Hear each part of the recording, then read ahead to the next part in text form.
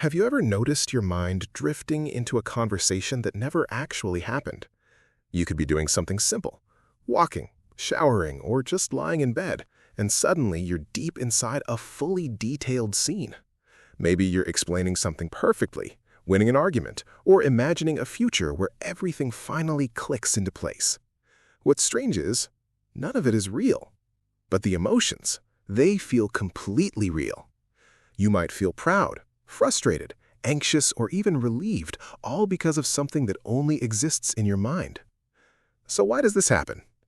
From a psychological perspective, this isn't random at all. Your brain is actually doing something very specific behind the scenes. This process is often called mental simulation. Your mind constantly creates what-if scenarios to prepare you for real life. It's like a built-in rehearsal system.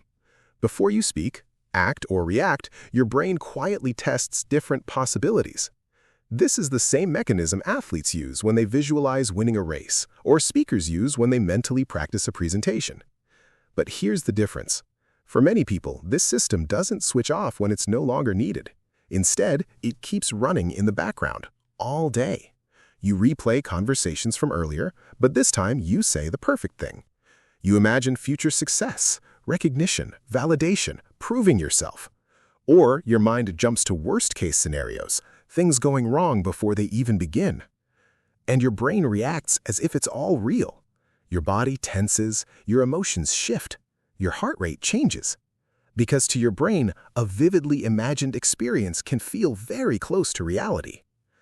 But there's a deeper reason behind all this. These imagined scenarios are often tied to unresolved thoughts or emotions. Maybe it's something you wish you had said. Maybe it's anxiety about how something will turn out. Or maybe it's a need to feel more in control.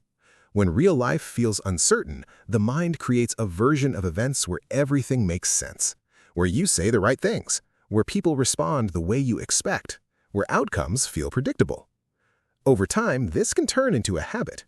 Psychologically, people who do this often tend to analyze social situations deeply. They think about how they're perceived, how conversations unfold, and what could have been done differently. So their brain keeps practicing, again and again. There are usually three common patterns you might notice. First, imagined arguments, where you defend yourself or finally say what you couldn't say before. Second, ideal future moments, where you succeed, get recognized, or prove something important. And third, negative projections, where your mind prepares for things going wrong. None of these are inherently bad. In fact, they can be useful. But the problem begins when imagination starts replacing real-world action. Because in your mind, everything is under control. In real life, it isn't. And that gap can make imaginary scenarios feel more appealing than actual interactions. But here's the key thing to understand.